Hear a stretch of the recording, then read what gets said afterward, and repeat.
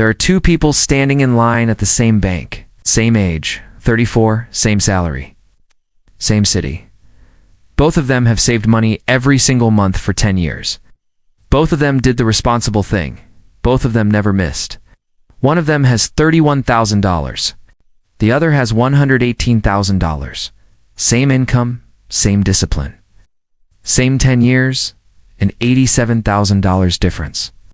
The first one saved money the way the bank taught him to. The second one saved money the way the bank hoped nobody ever would.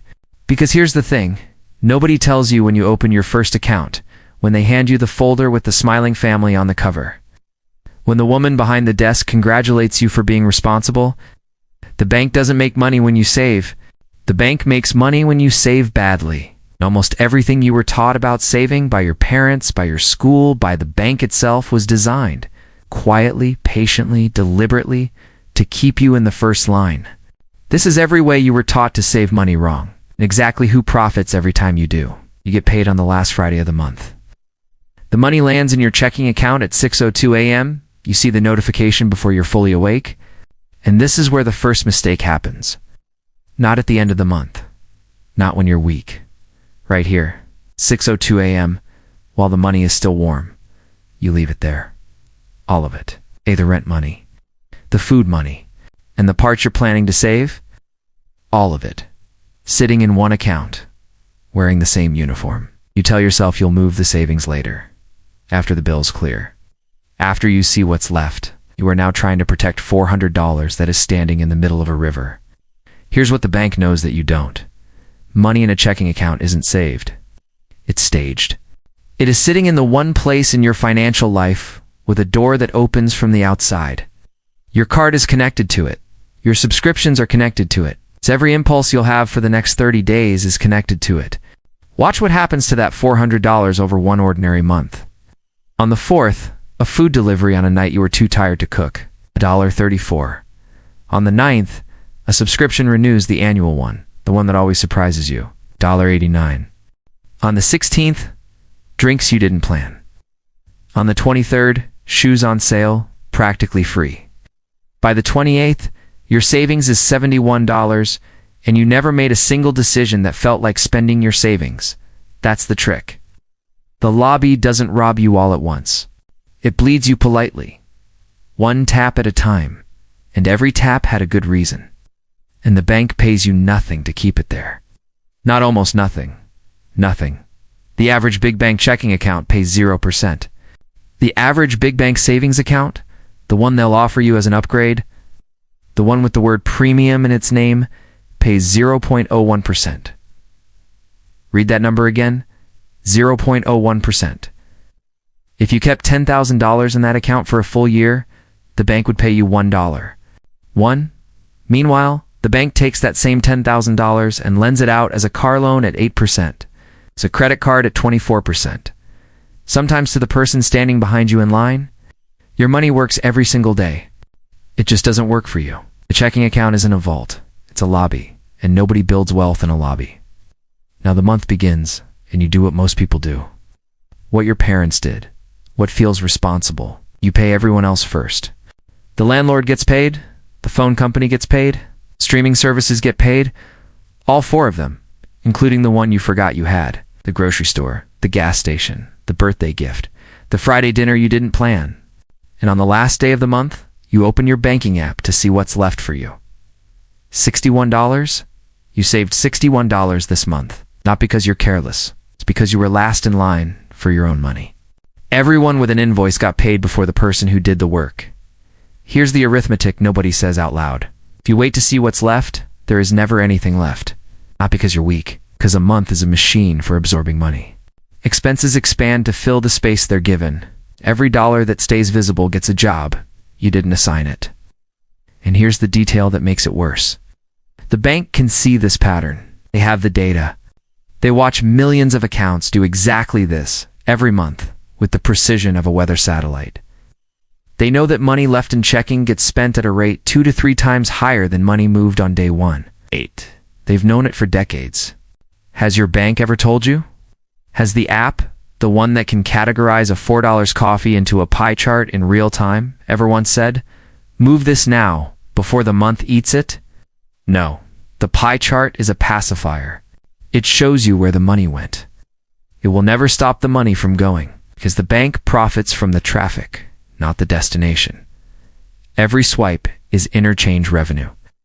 Every dollar that stays in the lobby is a dollar they lend out tonight.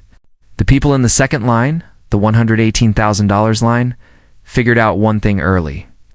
They don't save what's left after spending. They spend what's left after saving. The transfer happens on payday, automatically. 6:03 a.m., 1 minute after the money lands, before they're awake. Before the month can see it. 15%, gone. Moved somewhere the debit card can't reach. They don't use discipline. That's the part nobody tells you.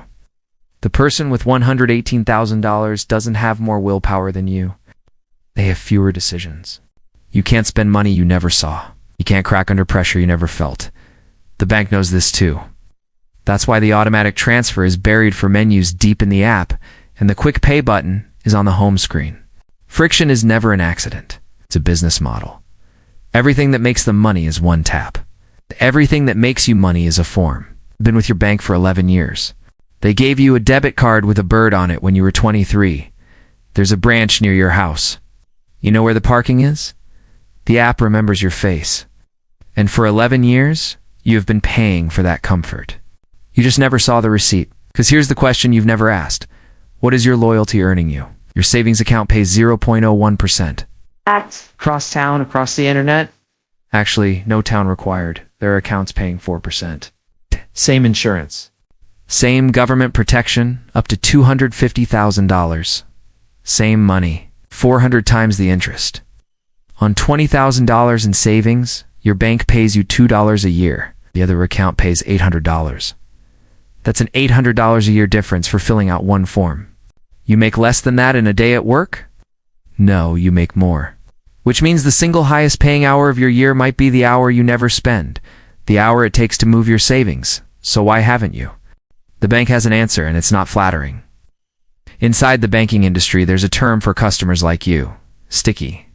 You are a sticky customer. Your money is called a sticky deposit. It means the bank can pay you almost nothing because it knows you won't leave. The branch, the bird on the card, the 11 years, that's not a relationship. That's adhesive. The banks ran the numbers a long time ago. They know exactly how much they can underpay you before you'll actually move. And the answer, for most people, is forever.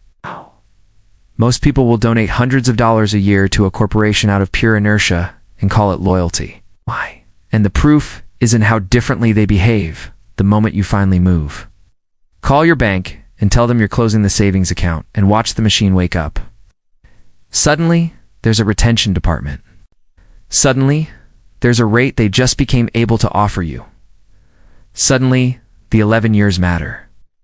That better rate existed the entire time. It was sitting in a drawer, reserved for the 2% of customers who ask. The other 98% fund it. It's the loyalty tax in one sentence. The best deals at a bank are priced for the people about to leave and paid for by the people who never will. The bank doesn't reward loyalty. The bank prices it.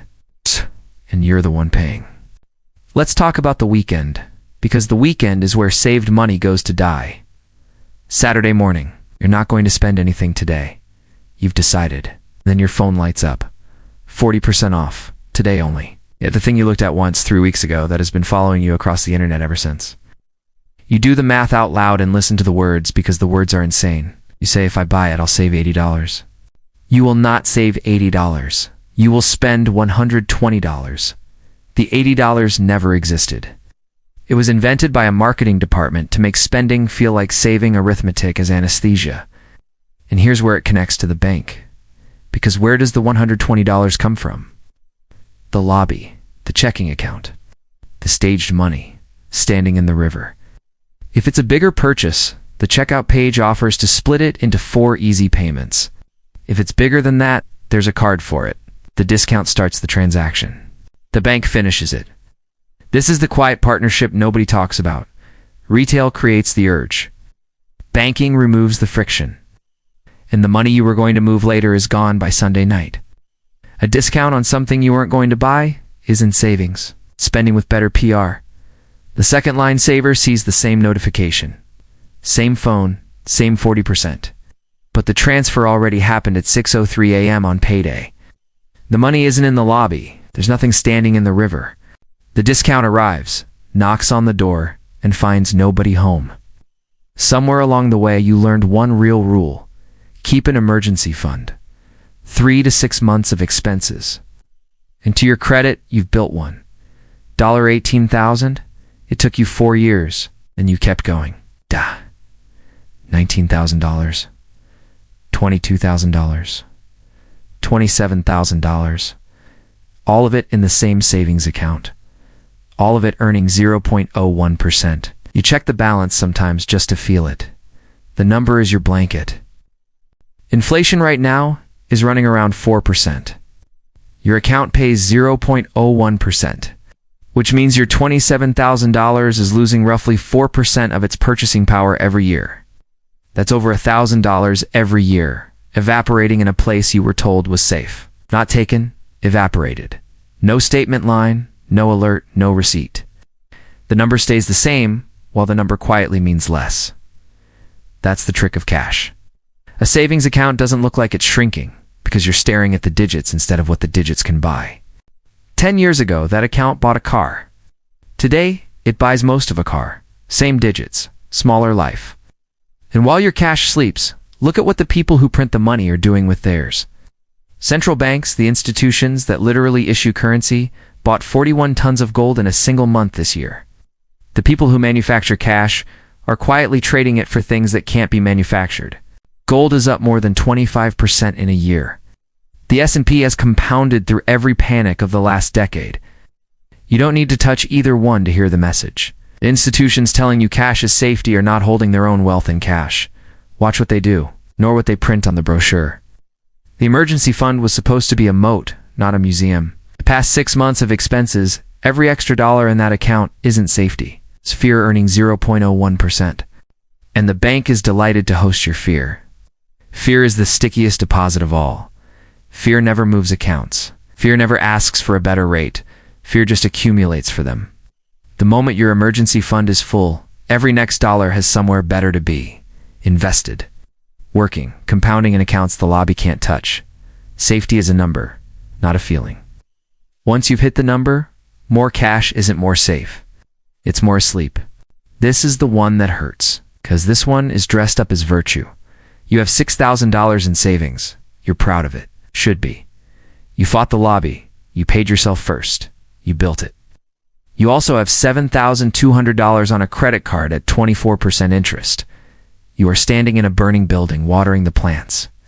Do the math with me slowly, because the bank is counting on you never doing it slowly. Your $6,000 in savings earns, at best, 4%, $240 a year. Your $7,200 of debt costs 24%, roughly $1,700 a year. You are paying $1,700 for the privilege of earning $240. Every month you maintain both, you lose about $120. You're not saving. You're renting the feeling of saving at the most expensive rate the law allows. And here's the part that should make you angry. Sometimes it's the same bank. The same institution holding your savings at 4% is charging you 24% on the card. They are lending you your own money back at a 20-point markup and sending you a cheerful email about your savings journey in the same week. The minimum payment is the masterpiece. It's calculated precisely, corioly to keep the fire burning as long as possible without burning the house down completely. Pay the minimum on $7,200 and you'll be paying for over 20 years. The card will outlive your car. It might outlive your marriage. Nobody at the bank will ever call you and say, stop saving for 6 months and kill the card. Hey, that phone call would cost them thousands. Your confusion has a line item on their income statement. It's called net interest margin, and it is the most profitable misunderstanding in the world. And they defend it with a feeling. Because when someone finally tells you to drain the savings and kill the debt, your chest tightens. That $6,000 feels like the only thing standing between you and the edge. Emptying it feels like jumping without a net. But run the feeling through the math one more time. If an emergency hits next month, what do? You put it on the card, the same card. at the same 24%, exactly where you'd have been anyway. Except now, without the debt, you have a $120 a month raise you gave yourself. And every one of those months rebuilds the fund faster than it ever grew while the fire was burning. The net was never a net. It was a subscription to feeling safe, billed monthly, at 24%. Kill the fire first. The plants can wait. There's one last mistake, and it's the quietest. You save into one big anonymous pile. The account is just called savings. It has no job, no deadline, no name. And money without a name is money waiting to be taken. December comes. The pile is $9,000. The holidays lean on you.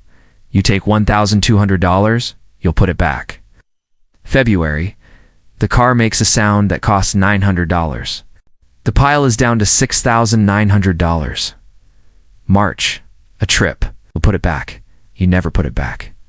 Nobody ever puts it back. By summer, the pile is $4,100, and you genuinely cannot say where the rest went. Not because you're reckless. Because unlabeled money answers to whoever shouts loudest, and the present always shouts louder than the future. The bank watched all of it happen. Every withdrawal cleared instantly. No friction, no pause, no are you sure? The same app that makes you re-enter your password to change your address will hand over your future in one thumbprint. Taking money out of savings is the smoothest transaction in modern banking. That smoothness is not a feature they built for you. Now watch the second line saver. Same income, remember? Their money is split into named accounts. Emergency do not touch. House 2029, car. Replace at 180K miles. Same dollars, different armor. Because taking $1,200 out of savings feels like nothing. Taking $1,200 out of House 2029 feels like robbing your own future self at a specific address. The name is the lock. Nothing. The bank will never suggest it, because money with a purpose eventually leaves. It becomes a down payment, an index fund, a life. The bank prefers the pile. Piles stay. Piles are sticky. Name every dollar, and suddenly you're not resisting temptation anymore. There's simply no anonymous money left to tempt you. So let's stand back and look at the whole machine, because from a distance you can finally see the shape of it. They pay you 0.01% and lend your money out at 24%. They put the spending button on the home screen and the saving form for menus deep. Call you preferred for keeping too much cash asleep. Charge you $35 when you have too little. And price your loyalty at 0 because they know you'll stay.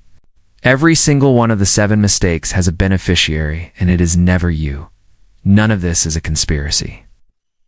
It's just a business, optimized over 100 years for one outcome: your money, resting where they profit from it. The bank is not evil. The bank is indifferent. An indifference with 100 years of optimization behind it looks exactly like a trap. But here's what the machine can't survive: a customer who knows. A transfer at 6:03 a.m. The high yield account 400 times the rate. The emergency fund that stops at full. The fire put out before the plants get watered.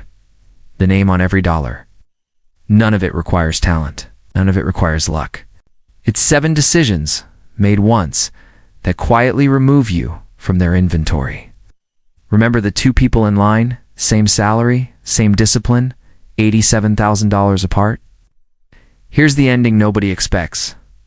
The one with $118,000 isn't smarter, isn't stronger, isn't luckier.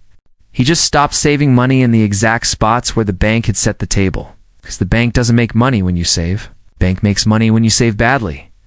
And starting with your next paycheck, 6:02 a.m., while the money is still warm, you get to choose which line you're standing in. This is peak ledger. The system counts on you never reading the fine print. We read it out loud. If this found you at the right time, the next one goes deeper. How your bank decides who you are before you ever walk in. Don't let the algorithm decide for you. Subscribe and see what your balance says about you.